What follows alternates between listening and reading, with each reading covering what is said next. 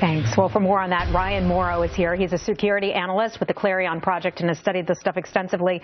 Is this one act enough to turn Pakistan against terrorism? A lot of folks have talked about how Pakistan has embraced certain terror groups in the past.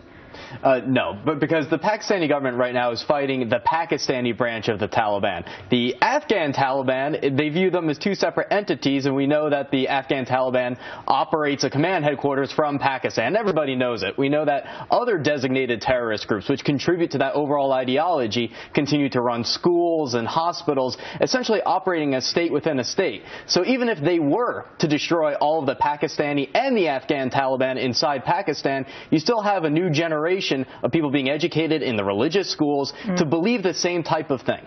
All right. But even if they were to go about doing this together, I mean, they could have some sort of an impact, couldn't they? Sure. I mean, whenever you disrupt an enemy headquarters, that's a good thing. But we're talking about a cultural and an ideological problem. And a good example of that is Malala, with that young, brave girl that was almost killed by the Taliban because she wants girls just to go to school and be educated. She came out with a book that a lot of Pakistanis were reading. And there was a group of about 40,000 private schools in Pakistan that banned that book because they said she belongs with the West, not with us. Yeah, a real problem there. I want to ask you about Australia. A big thing that's come out in the news today is that he was on the terror watch list for a point in time. He was taken off that terror watch list back in 2009. Is there any way that this could have been prevented? Well, potentially, if he was on the terror watch list. But then that would mean that he would have needed to be watched 24 hours a day, which is very expensive. And if they're doing their risk assessment, you know, they're going to go with the person that they think is most likely to commit a terror act. Well, here's the thing. Sheikh Horan, as he calls himself, even though he wasn't a sheikh, is that everyone around the world that studies this thing knew about this guy and knew that he supports terrorism.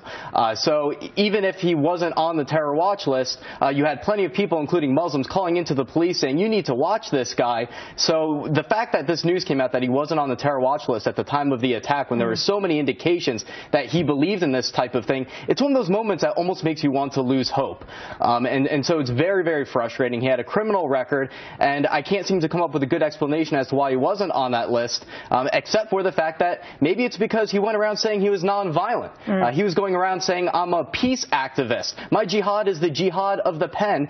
And the way people read that was saying, oh, that means you're nonviolent. That's not what he was saying. He was being deceptive. All right. Ryan Mauro with the Clarion Project. Thanks a lot. We'll talk to you again. Thank you. Eric? All right, Heather. Well, Ryan.